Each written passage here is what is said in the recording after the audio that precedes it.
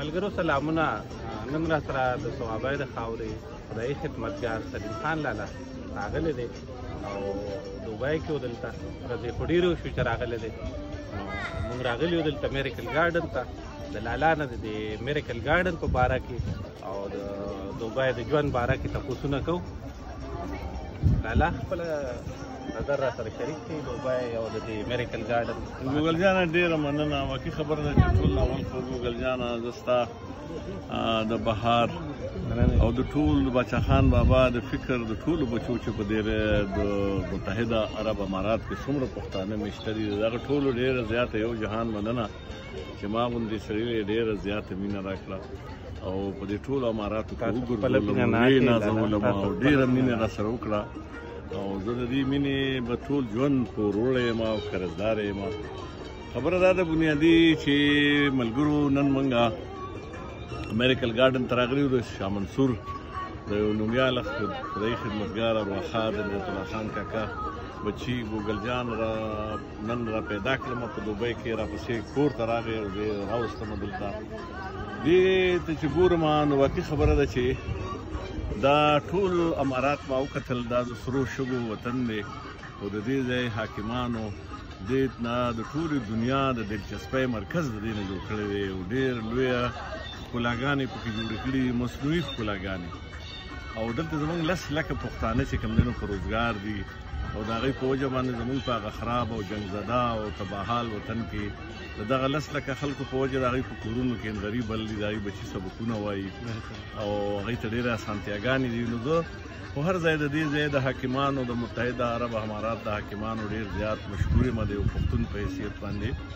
خو زه دا خبره هم ورسره کوم چې دا کوم د میریکل ګارډن تاسو وینئ دا ګلونه وینئ دا باغچې وینئ دا دې کې تقریبا په کروړونو ګلونه دي. دا خبره کېږي چې په کروړونو ګلونه دي 4 کروړه ګلونه دي دلته او د ټولې دنیا سیلانیان او ټورست تاسو ګورئ د سوونو په تعداد کې په دې کې هر وخت موجود وي. نن خو د چوټۍ ورځ نه ده چې کله چوټۍ ورځ وي بیا خو پکې ډېر زیات وي بیا پکې د شپې کېښودو ځای نه وي.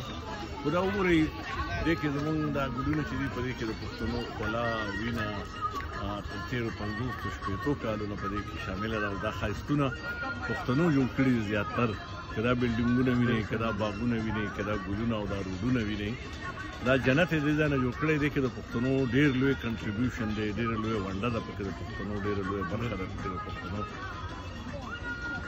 خو د خفګان خبره دا ده چې موږ پښتنو له خدای پاک یو ډېر ښایسته وطن راکړی دی. موږ ته لوی الله په ډېره درنه سترګه کتلي موږ یې د دریابونو د سیندونو د ځنګلونو د خپلو خزانو نه د ډکو غرونو وطنونه یې موږ له راکړي دي. نو په هغې کې هغه زموږ مطلب چې زموږ نصیب کې نه دی هغه موږ نه خلکو نیسلی دی. نو موږ چې دا وطنونه آبادولی شو نو موږ دومره بې خونده نه یو پښتانه چې هغه خپل وطن هغه خپل جوړ وطن آباد کړو خو هغه زموږ نه نیولی شوی دی. زموږ په غرونو په سیندونو په دریابونو خپل اختیار نه لرو په خپلو ځنګلونو خپل اختیار نه لرو.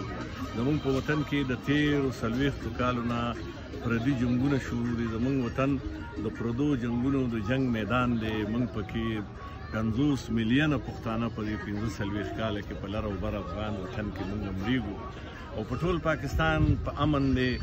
پېښور کې جوماتونه الوځي زموږ جنازې الوځي زموږ ماشومان په سکولونو کې 148 ماشومان زموږ د ورځې رڼا د پېښور کې د ګورنر د وزیر اعلی او د کور کمانډر د کور مخې ته زموږ 148 ماشومان 9 کاله مخکې قتل شو. لا تر اوسه پورې پته نه لګي چې دا چا زموږ وطن د پښتنو چې دی په پاکستان کې زموږ پښتونخوا صوبه ټولې کارخانې پکې بندې دي د ترقۍ ټولې لارې موږ ته بندې کړي دي معاشي سرګرمۍ بندې دي د پیسو خاوندان د پېښور نه تښتي پنډۍ ته او اسلام آباد ته. پېښور کې معاشي سرګرمي نشته پېښور یې روان کړ زموږ ژوند ټول په عذاب دی. او د خدای پاک د سپېڅلي دین په نوم باندې عجیبه خبره ده چې موږ دغه دین قوم په حیثیت قبول کړی دی. دا دین د دې عربستان نه هلته راغلی دی او موږ د قوم په حیثیت قبول کړی دی. خو تر اوسه پورې زموږ وطن چې دی زموږ وطن روان دی او زموږ وطن د خدای پاک د سپېڅلي دین په نوم روان شو. د خدای پاک د سپېڅلي دین په نوم باندې زموږ وطن ته جنګونه راوړي دي. اوس د خدای پاک د سپېڅلي دین په نوم باندې پښتنو ته ټولې د ترقۍ لارې د الله د دین په نوم بندي کړي دي. او دا وګورئ دا دین د دې ځای نه راغلی دی. دلته وګورئ دلته نه دین ته خطره شته نه دلته اسلام ته خطره شته. دلته د ترقۍ لارې کلاو دي. پښتنو سوچ وکړئ فکر وکړئ چې کوم خلک موږ ته د خدای پاک د دین په نوم زموږ د ترقۍ لارې بندي کړي دي.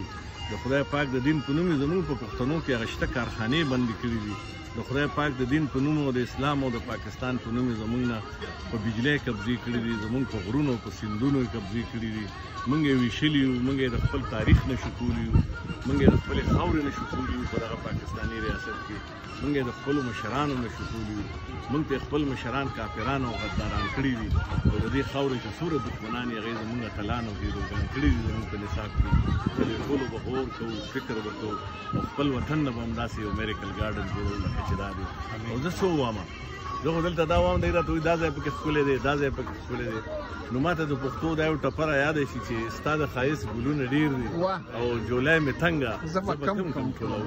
ډېره مننه.